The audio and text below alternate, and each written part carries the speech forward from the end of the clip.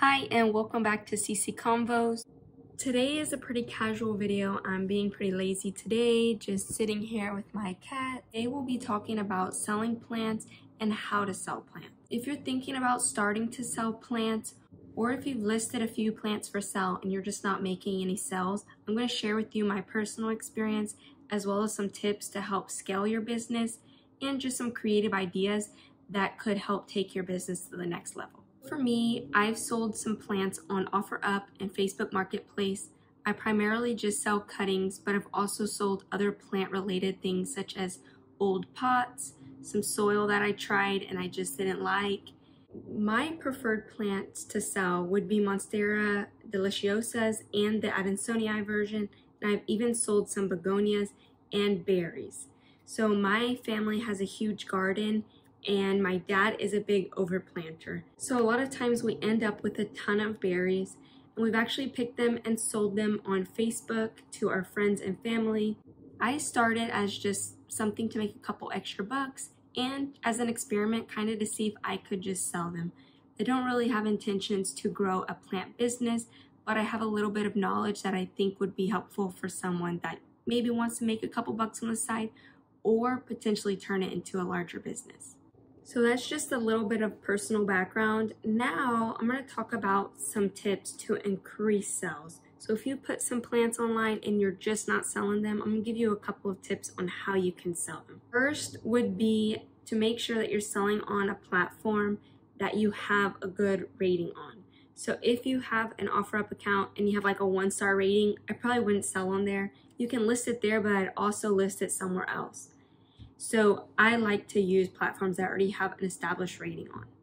Sell on multiple platforms, so you can sell online or in person. I know people sell at farmers markets, garage sales, or neighborhoods. You can sell in your neighborhood to your neighbors. You can sell on the Nextdoor app, Etsy, Facebook Marketplace, OfferUp. Sell trending plants. You can just Google trending plants, maybe rare plants, and sell those plants. They're more likely for people to search the name of those plants, so you're more likely to get more views on your listing. You can research how to package and ship plants online to get more sales. I know I've missed some sales or had plants take longer to sell because I didn't offer a shipping alternative. Adjust your prices. So I know a lot of times we want to get kind of what we paid for the plant, but if we sell a plant for full price, usually it won't sell.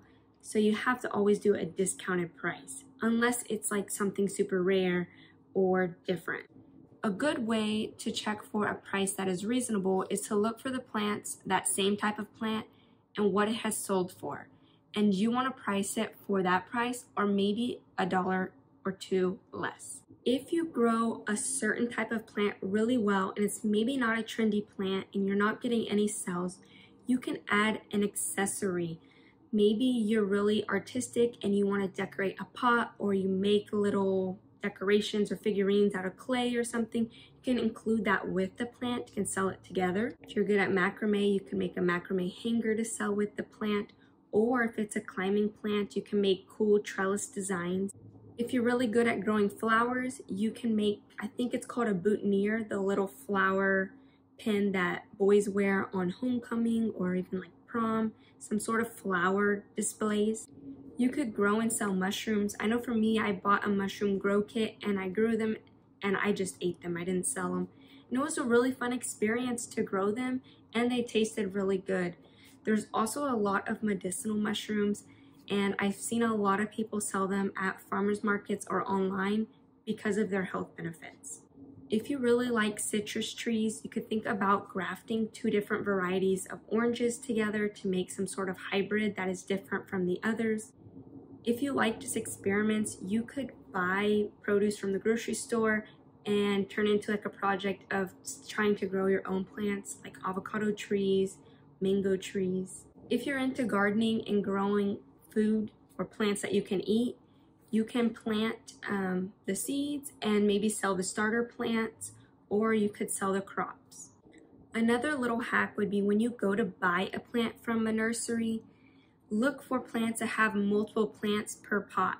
If you do this, you can actually separate the plants and you can sell those divided plants. You can maybe even get back the money you paid for that original pot.